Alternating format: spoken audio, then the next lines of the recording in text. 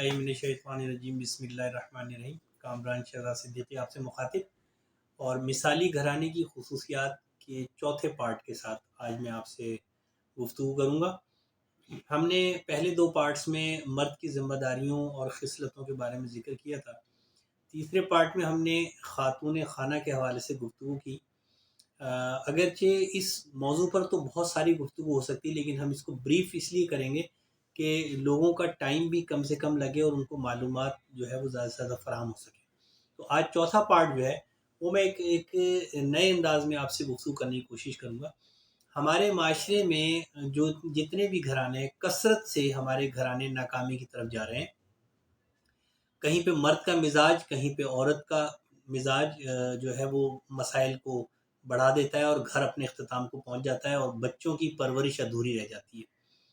इसके लिए हमें करना ये है, एक मजबूत घरेलू निज़ाम बनाने के लिए हमें करना ये है कि हमें अपनी औलाद को तरबियत देनी है कि घर कैसे बनाया जाता है, घर कैसे चलाया जाता है, एक दूसरे को टॉलरेंस के साथ कैसे बर्दाश्त किया जाता है। बदकिस्मती से हमारे घरों में ये तरबियत ना तो लड़कियों को अब दी जा रही है और ना ही लड़कों को दी जा रही है, बल्कि ज़्यादा वक्त मोबाइलों पे बर्बाद करके वालिदैन भी और बच्चे जवान हो जाते हैं और वालिदैन समझते हैं कि हमने इनको रोटी और कपड़ा मुहैया कर दिया, हमारी ज़िम्मेदारी मुकम्मल हो गई। ऐसा हरगिज़ नहीं है। हमें लड़कपन के बाद से बच्चे को अहद शबाब तक लाते हुए घर को बनाने और घर को चलाने की तरबियत देनी होती है। इसकी मिसाल हम बिल्कुल इसी तरीके से ले सकते हैं कि जैसे एक हवाई जहाज़ होता है, उसमें पायलट और कैप्टन बैठे हुए होते हैं। हवाई जहाज़ में तमाम खुदकार निज़ाम भी मौजूद होता है। मंजिल का तयन जो है वो पायलट को करा दिया जाता है कि आपने कराची से टेक ऑफ करना है और फ़र्ज़ करें आपने लंदन पे लैंड करना है। जहाज़ का तमाम खुदकार निज़ाम उसको सब कुछ बता रहा होता है, लेकिन बाज़ दफ़ा परवाज़ के दौरान तेज़ हवाएं, तूफ़ानी हवाएं, बारिश और मौसम का तग़य्युर और तबद्दुल, बाज़ दफ़ा एयर ट्रैफिक में बहुत ज़्यादा आमद और आमदोरफ्त से जहाज़ अपने रूट से हटता है और पायलट को तमाम तर सेटल्ड निज़ाम होने के बावजूद अपना जहन इस्तेमाल करना पड़ता है और बसा औक़ात पायलट जो है परवाज़ को अपनी जगह से हटा के दूर ले जाता है और फिर वापस मौसम के सही होने या उस रश की वजह से जब दोबारा स्मूथ सिस्टम हो जाए उस वक्त तक वो अपने जहाज़ को पैसेंजरों समेत वो सेफ रखता है और आखिरकार वो अपनी मंजिल मकसूद पर पहुंच जाता है। तो पायलट की कामयाबी जहाज़ को मंजिल मकसूद पर पहुंचाने पे होती है, ना कि ये कि आपने रूट को तब्दील किया या आपने क्या तरीका अख्तियार किया। बिल्कुल यही मिसाल एक घराने पर फिट होती है। हमें चाहिए कि हम लड़के को और लड़की को घर के माहौल को बनाने और घर को मजबूत करने के लिए हमें तरबियत देनी होती है।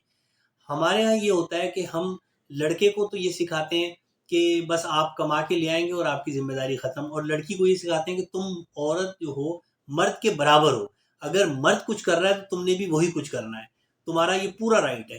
तो ये चीज़ जो है वो तसादम को जन्म दे देती है। ना तो लड़की टॉलरेंस करती है और ना ही लड़का जो है वो बड़ेपन का मुजाहरा करता है।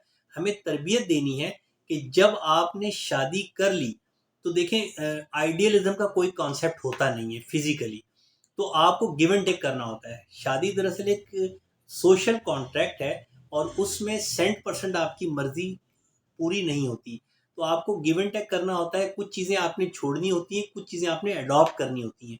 मर्द को भी आगे आना होता है और औरत को भी आगे आना होता है, फिर जाके एक रास्ते का तयन किया जाता है और फिर वो मर्द और औरत मिलकर अपने घर की बुनियाद रखते हैं और फिर बच्चों की पैदाइश जो है उस घर को वसअत देती है। आपस में एक दूसरे को बर्दाश्त करना, एक दूसरे की गलतियों और ख़ताओं को दरगुजर करना, एक दूसरे से ताउन करना, एक दूसरे के साथ मुखलिस रहना, एक दूसरे का ख्याल रखना, ये वो चीज़ें हैं जिसकी वजह से एक घर जो है वो एंड तक कामयाबी से अपना सफ़र तय करता है और वो आने वाली औलादों को सही तालीम और तरबियत देने की पोजीशन में आ जाता है।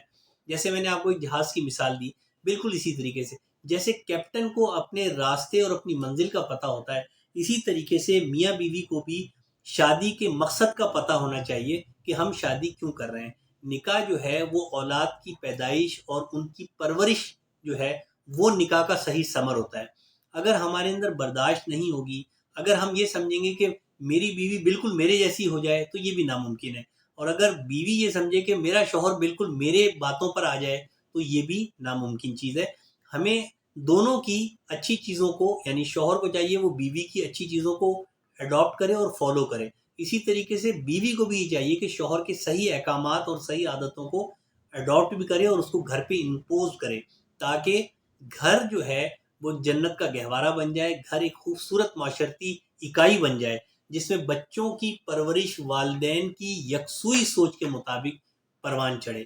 اور اگر ہم اس طرح نہیں کریں گے تو گھر جو ہے وہ کبھی بھی اینڈ تک صحیح تاثر کے ساتھ نہیں چل سکتا. مرد کی سوچ الگ ہو جاتی ہے، عورت کی سوچ الگ ہو جاتی ہے، اور اس سے کیا ہوتا ہے کہ اولاد تقسیم ہو جاتی ہے. اس بات کو ختم کرنے کے لیے آج ہمیں بحیثیت والدین اپنے بچوں کی تربیت کرنی ہے.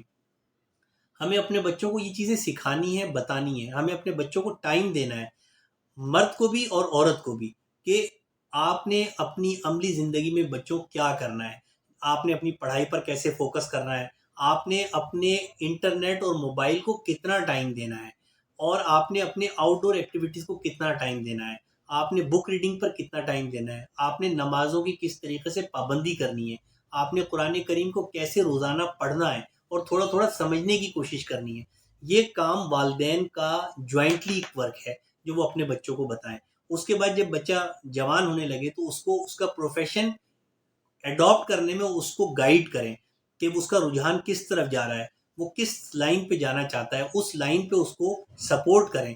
اور پھر اس کے بعد جب وہ اپنے پروفیشن میں ان ہو جائے تو پھر اس کی شادی بیاہ کا بندوبست کیا جائے. لیکن اس سے پہلے لڑکے کو بھی اور لڑکی کو بھی، اگر آپ کا بیٹا ہے تو بھی اور اگر آپ کی بیٹی ہے تو بھی، اس کو ہمیں یہ بتانا پڑے گا کہ شادی صرف نکاح کر کے مہندی اور مائیوں اور ہزاروں لاکھوں روپیہ خرچ کر کے کسی لڑکی کو گھر میں لانے کا نام شادی نہیں ہے، بلکہ شادی کا مطلب ایک کامیاب ازدواجی زندگی. اس میں لڑکے کو بھی اپنی بہت ساری عادتیں چھوڑنی ہوتی ہیں اور لڑکی کو بھی اپنا بہت سارا طریقہ بدلنا ہوتا ہے.